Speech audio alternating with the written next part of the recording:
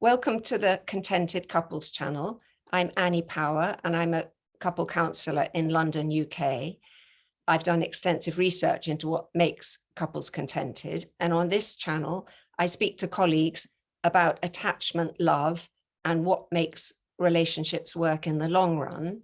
And today I'm really happy to be speaking to a particularly long-term friend and colleague, Linda Cundy. Hi, Annie. Hello. Linda is known to many counsellors and therapists because she's trained people in attachment theory and practice around the world.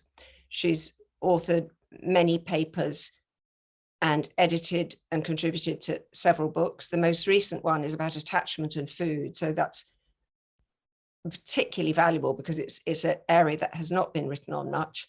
And in 2023, she has a book which is long awaited by all of her former students on attachment in the consulting room. So Linda, thank you so much for talking. It's my pleasure, Annie. Always nice to work with you. We're going to have three conversations, and the first one today, we're going to look quite simply at how attachment works in relationships, particularly in couple relationships. And what would be a good opening question, Linda, to you? I guess what I would like to do is to start by saying a little about what I understand by attachment, because it may differ from other people. And I know that it's become something that's familiar to the general public, that there are lots of books, there's a lot of information online about attachment, and it seems to make so much sense to people. But I have a particular way of looking at it that it might be helpful to begin by saying something about that. The idea that we're a social species, it comes as much from Darwin as anything else, that, you know, what kind of creatures are we human beings? And we're attachment, we're relationship seeking creatures. But more than that, my interest is in what was once called the survival of the fittest. And this isn't necessarily, you know, that those of us who spend all our time in the gym are going to be doing better in the world, but it's about the fit between ourselves and the people that we are in relation to. And in particular, that we're born with this remarkable capacity to adapt, to develop certain parts of ourselves and inhibit others in order to survive and do well in the environment we grow up in. So you're saying that actually this is part of Darwin and survival of the species? Absolutely, survival and to some extent thriving. So in the right environment, or the environment that a baby is born into, it may be that they are absolutely the apple of parents' eye, that they have two parents, everything's going well. Or it may be that they have to contend with, you know, a lot of siblings and a caregiver who is, you know, doing his or her best to cope with a lot of strain, or a parent with a history of mental health problems, all kinds of difficulties. And then the child needs to grow up in an environment and get the best that they can out of it. And that means they will need to develop some qualities and inhibit others. And that becomes, if you like, their core pattern of attachment. That sounds like a really key phrase, to develop some qualities and inhibit others. Mm-hmm. Yeah. So it may be that they have to develop the capacity to look after themselves early on, not to ask for very much, to be self-reliant, or they may have to, or they might find it more effective to get their needs met by being loud and demanding and persistent. And we've all heard toddlers in the road, you know, behaving in that way in order to get the attention of their parent or their caregiver.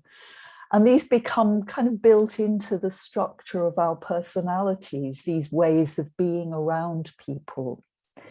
So I would call this a core pattern of attachment. And I suppose what I'm thinking is the more the child has to inhibit some parts of themselves at the expense of other qualities, the more insecure they're likely to be.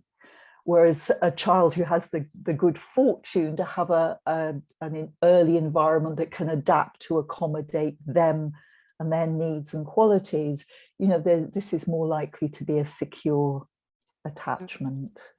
So the thing I'm really liking there is you're just describing how this core pattern of ways of being around people is the thing which will lead in adulthood to either sort of more or less comfort in relationships. But there's two bits I wanted to go to in what you said. One was the family where the attention sort of sounded kind of more ideal. And I'm thinking of Winnicott, who I know is a favorite of yours. Yes, and in my research into contented couples, I really sort of used his concept of good enough a lot. And in a good enough family, there could be many siblings. I know you're going to agree with this, but there could be many siblings. It's really the quality of the attention that parents are able to give, which is usually a function of the quality of attention they had as little ones. And so a parent who can be reliably responsive is going to be doing what's needed, I think. Absolutely. Yes, it isn't to do with the number of siblings. And of course, siblings can be great caregivers as well if they feel resourced enough themselves. But there are also situations to do with either the present pressures on parents or their own history and how that has influenced what resources they have to offer their children. So that I think there you've kind of laid out how these customary ways of being can develop. Would you say something about how that then can transition in adult life, how that plays out when someone tries to have a couple bond? Absolutely. So what I would say is that we adapt all the time. Almost every minute of the day, we walk into a room and we pick up an atmosphere. We notice the way, you know, our boss is behaving, or the woman at the checkout in the supermarket, and we curate ourselves, our responses accordingly. We decide this is not the right moment to ask this question or make this demand, or this is too much for me, I'm going to back off and, you know, give myself some space. We do it all the time. But our core pattern of attachment really kicks in situations of close, important relationships, and especially when we are dealing, or where we're feeling perhaps stressed or a bit overwhelmed, we'll revert to our default pattern, if you like, our factory setting. Factory setting, that's good. Which might be, yes, might be more, you know, perhaps more insecure. So we can perhaps behave in a very level, accommodating way on the whole, but when we're under pressure, we're likely to revert.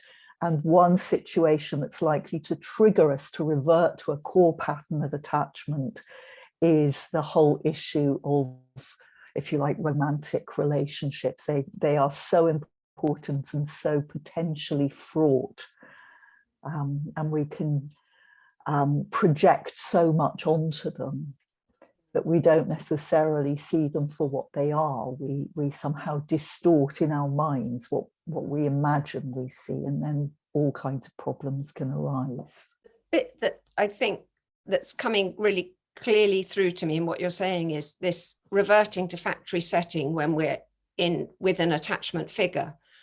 And what's so interesting in romantic stories is that in the early stage of the romantic excitement, actually the factory setting is not showing up at all, that we're in a completely different neurochemical cocktail, which is kind of guiding our behavior.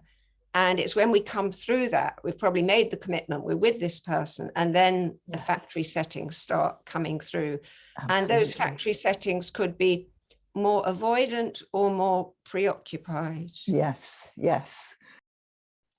Of course, you know, romance is a time of idealizing, isn't it? And of probably seeing what we want to see rather than what we've come to expect all relationships to be like. So I'm thinking about the kind of scripts that we develop over time because of our experiences that start early on in families. So someone more avoidant may have a script that, you know, it's always better to cope by yourself. I might want a relationship, but you know, I mustn't let this person be too important to me, or I can't bear somebody being too needy or too dependent on me. Those sorts of things. Yeah, that bit's very interesting, because you've just pointed to the bind that people with a more avoidant attachment will experience. They long for a relationship just as much as the next person. Sometimes people think that they're happy alone, but that rarely is the case. Yes. They long for the relationship, but it presents them with such a dilemma, because their script is saying, I should be able to do it by myself. Absolutely, absolutely. And as you know, I feel very much that people who are more avoidant often have a great deal of shame as well. So there is the risk, you know, the longing to be close to someone, but the risk that if you get too close, then they will see things in you that you're ashamed of, and they will then despise you or leave you. So you want the relationship, but it's a constant process of how close can I get before I need to back away again. How close can I get before I need to back away again? Mm-hmm. And could you describe what the dilemma is for someone with a more preoccupied, anxious attachment? Well, of course, for these individuals, it seems that very often their early experience is one of not quite getting enough. So, you know, some good experiences, they've not necessarily been rejected or abused in any way, but just as they start to feel close to someone, it vanishes, the contact vanishes. And so their way of coping may be to exaggerate their need. And because they're so focused on the other and getting the attention of the other and somehow the contact with the other, they don't really necessarily develop any confidence in themselves as individuals to be able to cope with life. So of course, in later life, what they're looking for is somebody who will never abandon them, you know, and the ideal of someone who is very focused on them, devoted to them. They won't need to share them with anybody, and that just isn't real life. And it's pointing me towards a question that we're going to look at in the next video, which is how attachment impacts on our choice of a partner. Because when you're describing there someone with an anxious, preoccupied strategy, and this hoping to find someone who'll rescue, who'll always be there, what we know is they're actually inclined to pick out somebody who will abandon them.